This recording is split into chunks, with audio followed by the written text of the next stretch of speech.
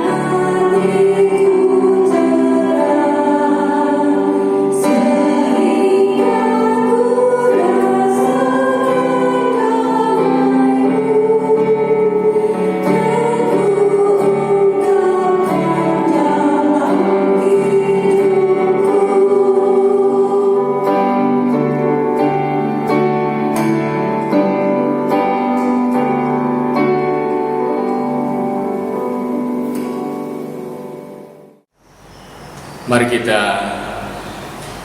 bersujud syukur di hadapan Tuhan, menyatukan hati kita dalam doa. Bapa Surgawi, puji syukur kami panjatkan kehadirat-Mu Bapa atas berkat yang boleh Engkau nyatakan kepada kami. Terima kasih berkat-Mu sepanjang hari-hari yang kami lalui.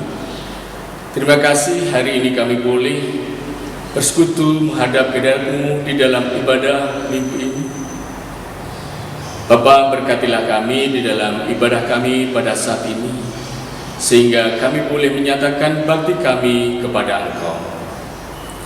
Kalau di dalam ibadah kami pada saat ini kami juga akan mendengarkan firman-Mu, urapi kami dengan kuasa Roh Kudus-Mu, sehingga kami dapat mendengarkan firman-Mu dengan baik. Kami simpan di dalam hati kami jadikan pelita bagi langkah hidup kami. Hamba-hamba-Mu yang akan menyampaikan firman-Mu, Bapa, urapi dengan kuasa Roh Kudus-Mu, sehingga apa yang keluar dari mulut mereka adalah benar-benar firman Tuhan yang jadi. Berfirmanlah Bapa, berkarya Roh Kudus, kami menanti-nantikannya. Seru doa kami ini kami jadikan dalam nama Tuhan kami Yesus Kristus, Juru Selamat kami, kekasih jiwa kami. Amin. Mari kita mengangkat pujian bagi Tuhan dengan menyanyikan Kidung Jemaat nomor 370, Ku mau berjalan dengan Juru Selamatku.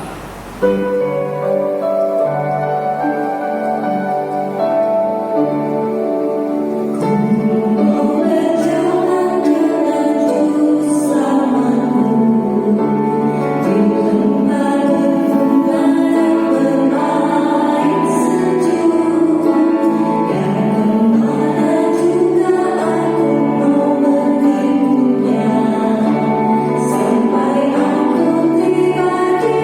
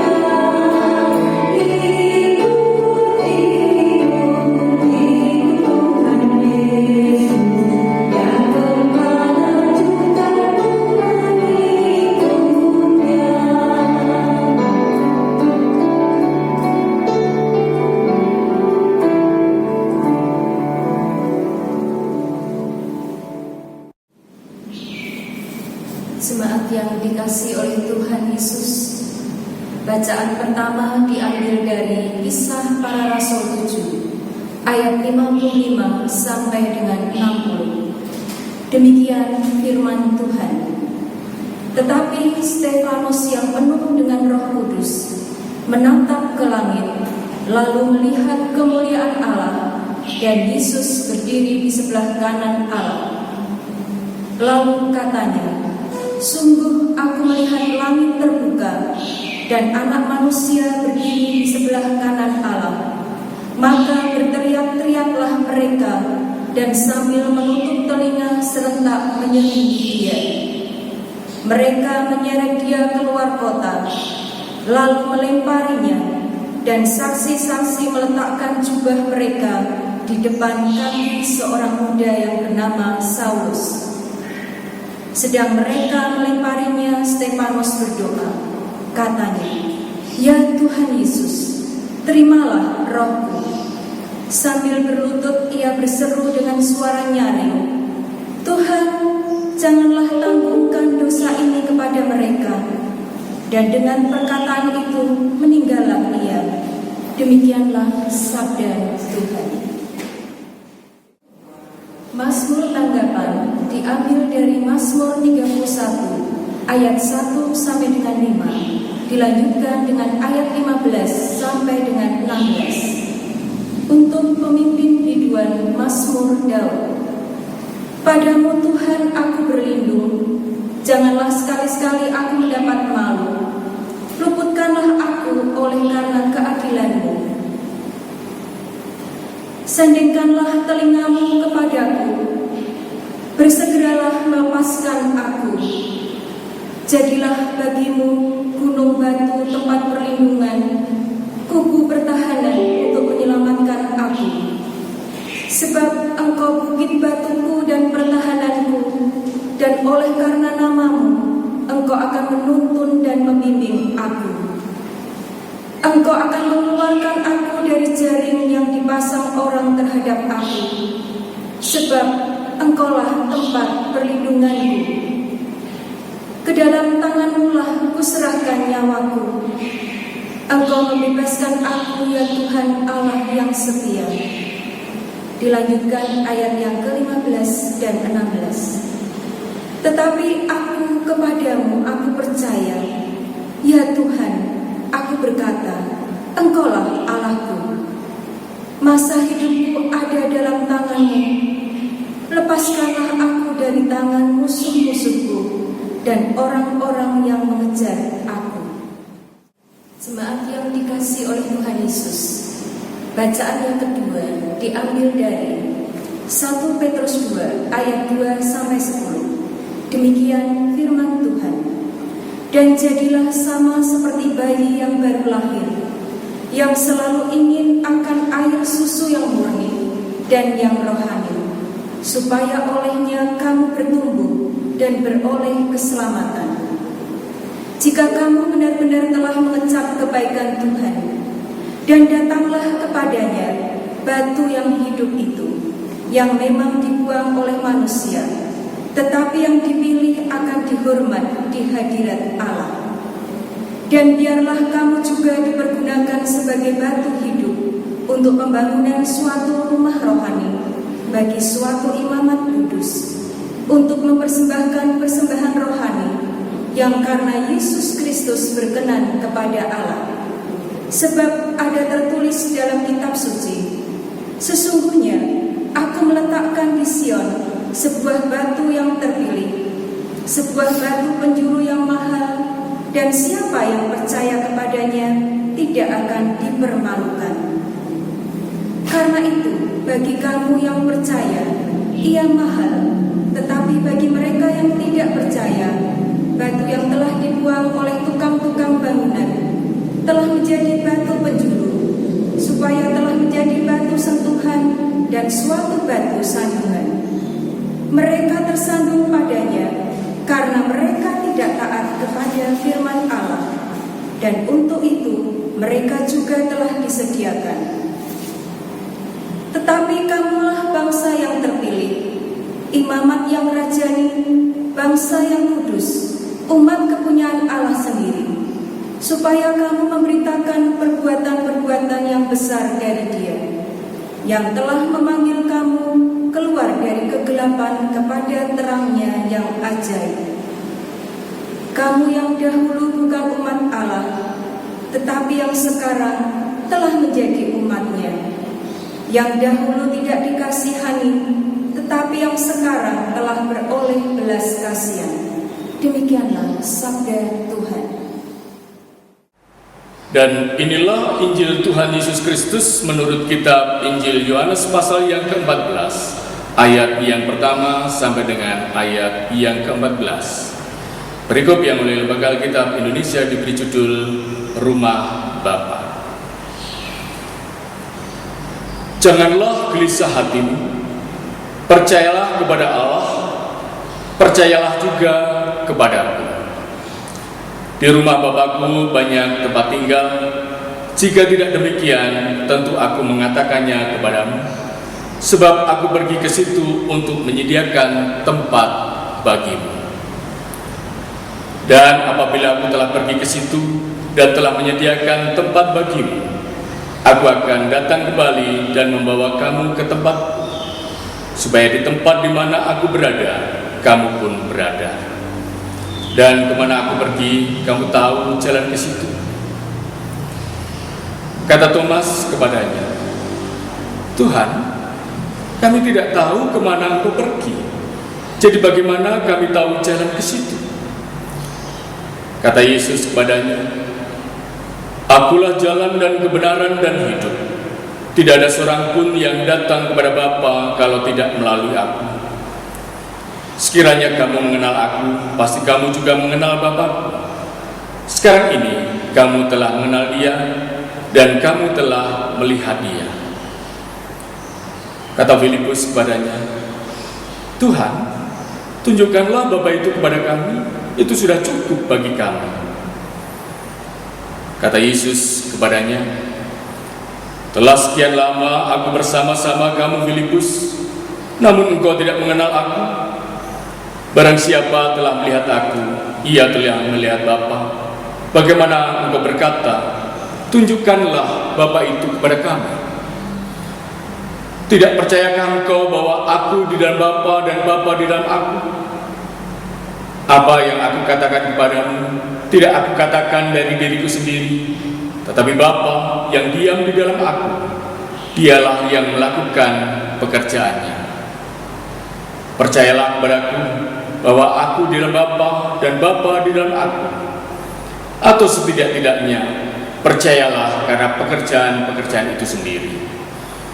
Aku berkata kepadamu, sesungguhnya barang siapa percaya kepadaku, ia akan melakukan juga pekerjaan-pekerjaan yang aku lakukan, bahkan pekerjaan-pekerjaan yang lebih besar daripadaku. Sebab aku pergi kepada Bapa, dan apa juga yang kamu minta dalam namaku, aku akan melakukannya, supaya Bapa dipermuliakan di dalam Anak. Jika kamu meminta sesuatu kepadaku dalam namaku, aku akan melakukannya. Demikianlah Injil Tuhan Yesus Kristus. Yang berbahagia ialah setiap orang yang mendengarkan firman Tuhan dan yang memeliharanya di dalam kehidupan sehari-hari.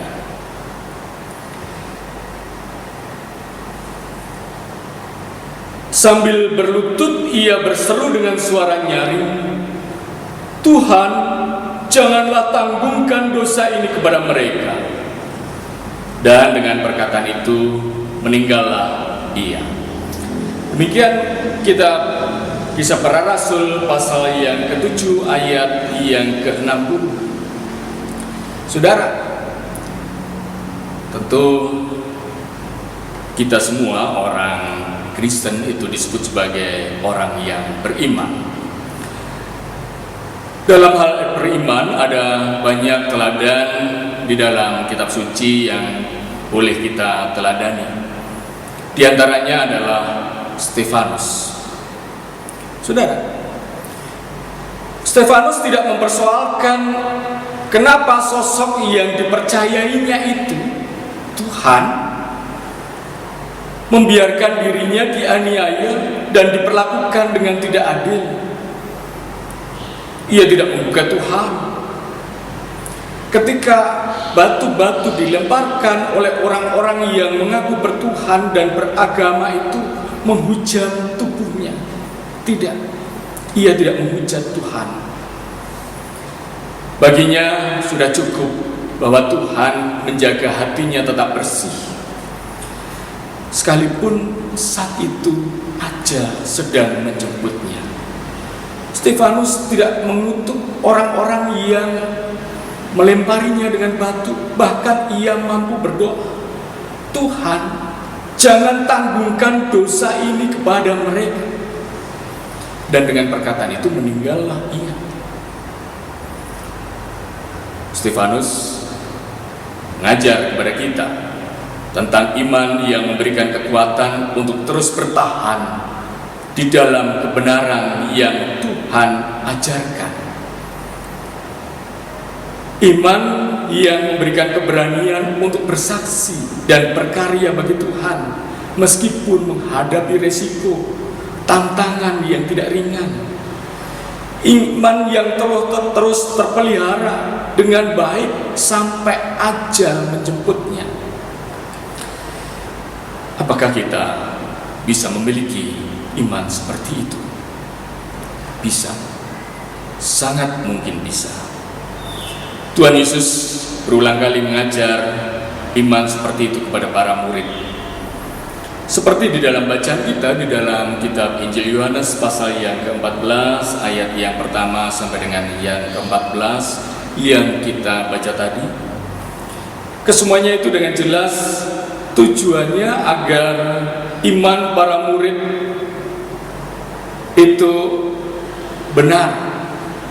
Iman yang sebenarnya, iman yang tidak bisa luntur atau kusam oleh tantangan, penggodaan, hambatan apapun saja. Dalam dialog tentang rumah Bapa, Tuhan Yesus meneguhkan para murid agar mereka tidak gelisah kalau sebentar lagi mereka berpisah dengan Tuhan Yesus.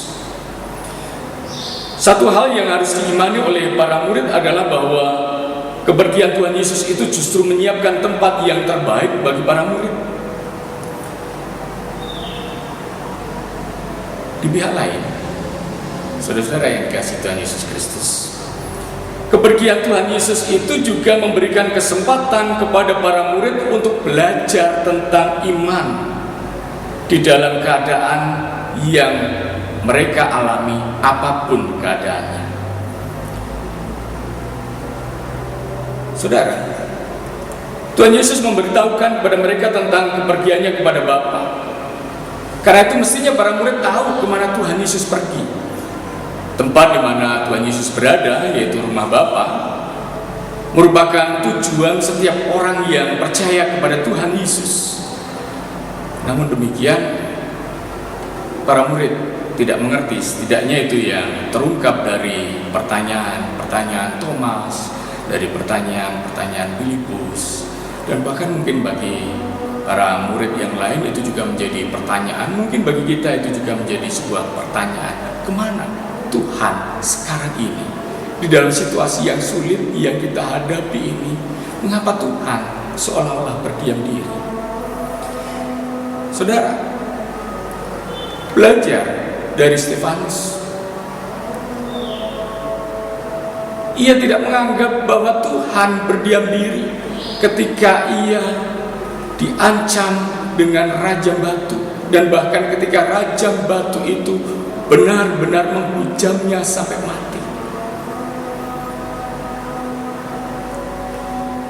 Saudara-saudara yang dikasihi Tuhan Yesus Kristus, Tuhan Yesus adalah jalan yang membawa orang kepada Bapa.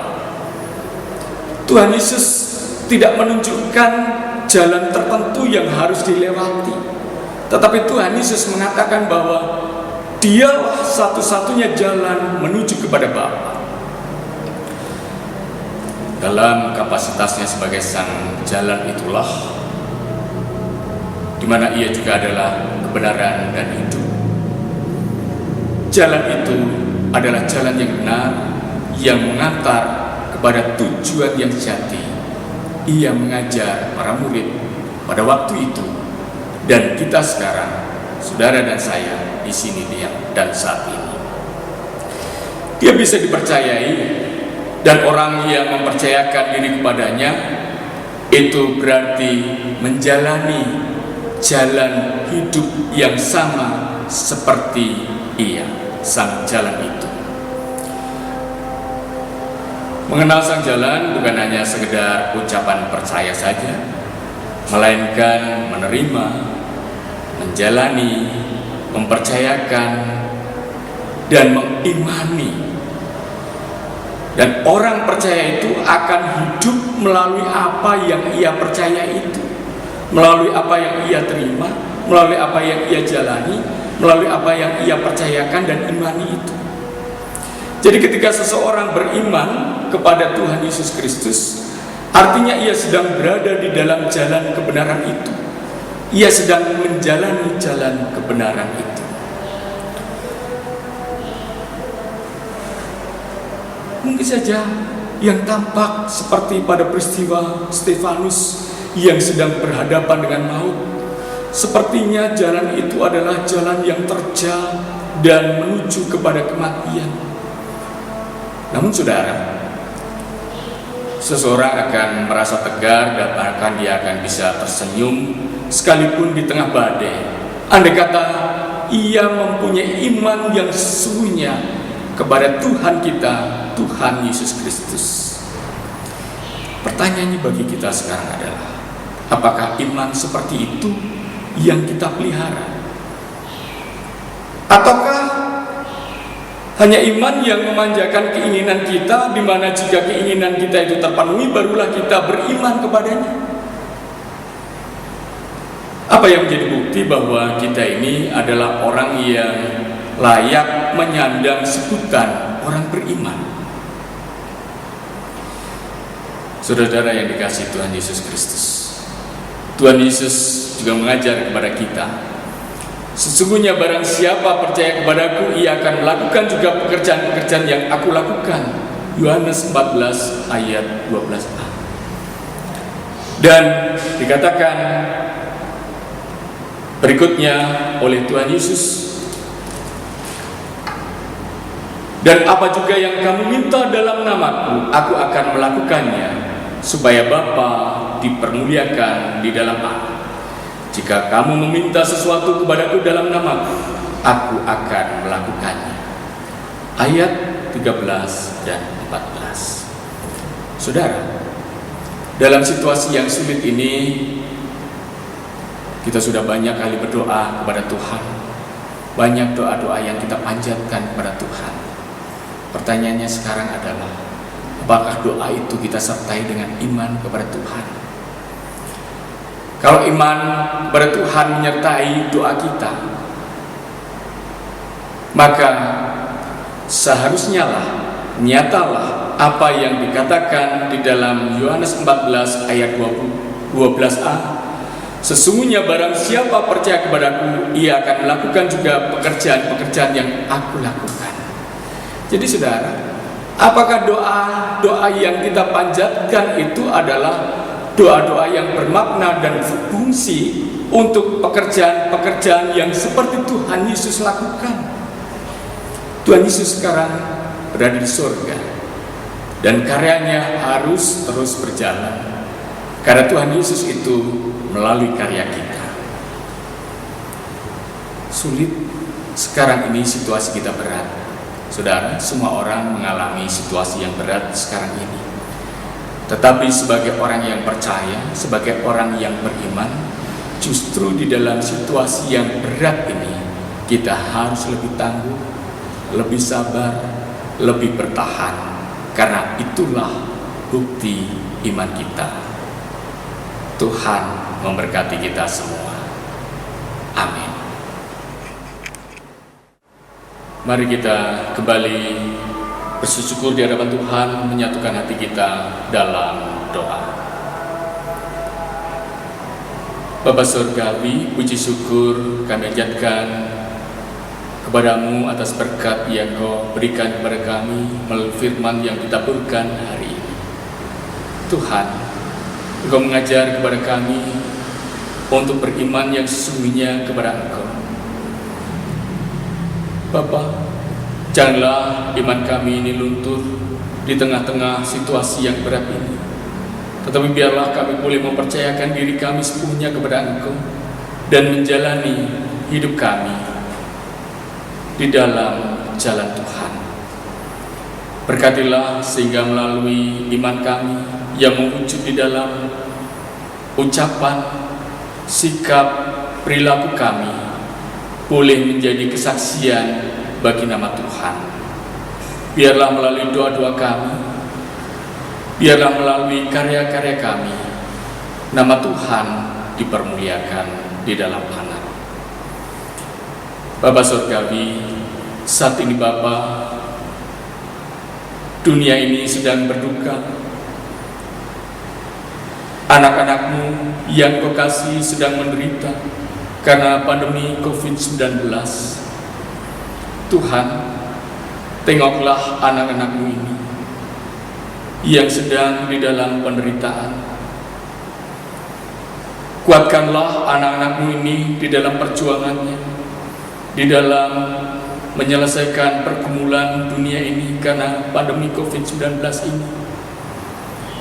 Biarlah melalui perjuangan anak-anak-Mu di dunia ini,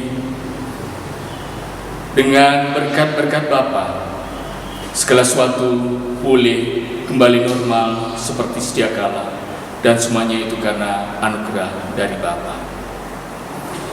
Kami berdoa untuk para sukarelawan, orang-orang yang berada di garis depan, orang-orang yang bekerja untuk menyelesaikan masalah pandemi COVID-19 ini, untuk para pemerintah dimanapun berada, untuk dokter, perawat, tenaga medis, rumah sakit dimanapun berada, kiranya boleh melakukan tugas dan pekerjaan dengan sebaik-baiknya, dan Bapa jauhkan dari segala yang tidak berkenan di hadapan Bapa.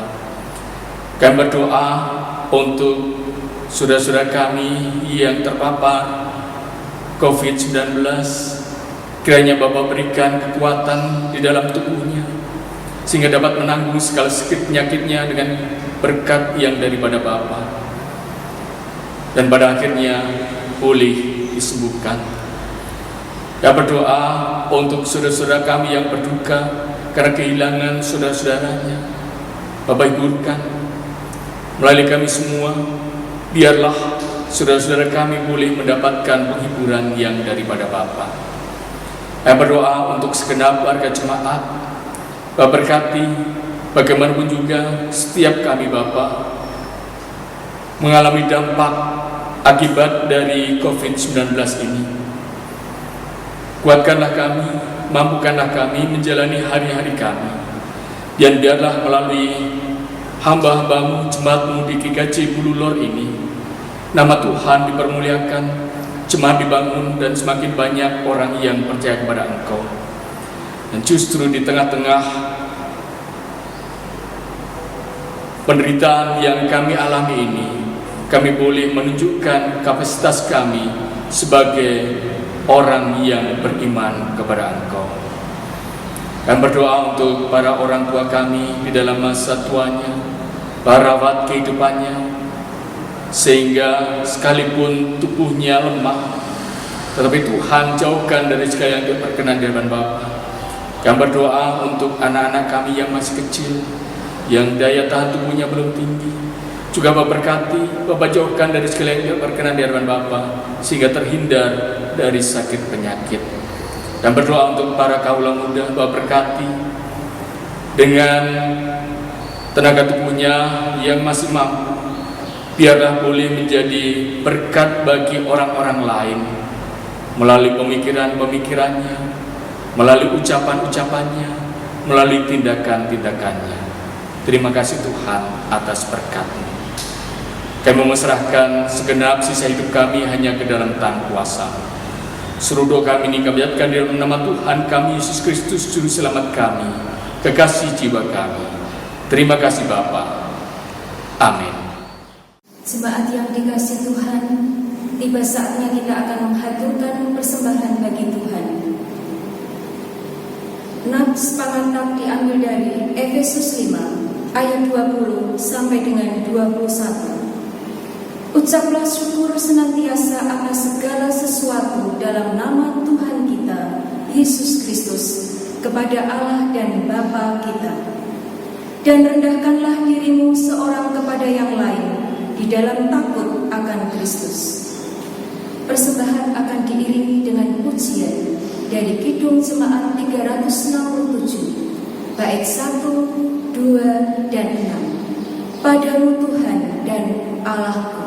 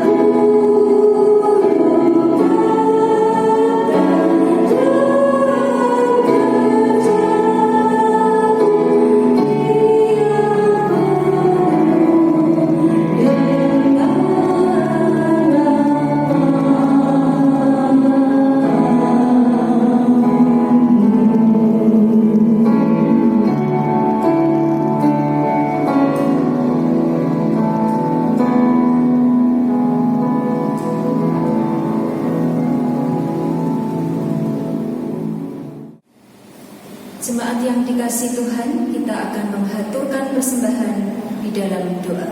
Mari kita berdoa. Tuhan yang Maha Kasih, kami mengucap syukur untuk ibadah pada pagi hari ini. Terima kasih untuk kebenaran firman-Mu yang boleh kami dengar lewat hamba-Mu Bapak Pendeta Bambang Wijayanto SSI. Biarlah firman Tuhan ini boleh menguatkan setiap hati kami, firman Tuhan boleh menjadi rema di dalam hidup kami. Engkau pakai hamba-Mu untuk menyampaikan kebenaran firman Tuhan ini. Tuhan juga berkati untuk keluarga dan anak-anaknya dengan damai sejahtera daripada-Mu. Terima kasih Tuhan untuk persembahan yang boleh kami kumpulkan. Biarlah persembahan ini boleh kami pakai untuk hormat dan kemuliaan nama Tuhan, dan nama Tuhan semakin ditinggikan. Ajar kami untuk senantiasa mempersembahkan apa yang menjadi berkat kami dengan ketulusan hati kami.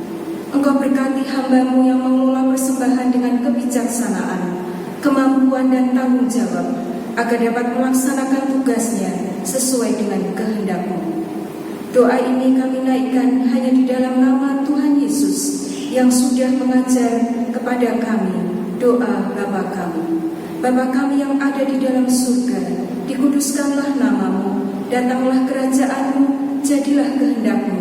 Berikanlah kami pada hari ini makanan kami yang secukupnya, dan ampunilah kami akan segala kesalahan kami, seperti kami juga mengampuni orang yang bersalah kepada kami.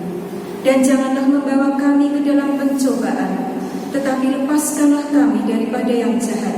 Karena Engkau-lah yang mempunyai kerajaan, kuasa, kemuliaan, sampai selama-lamanya.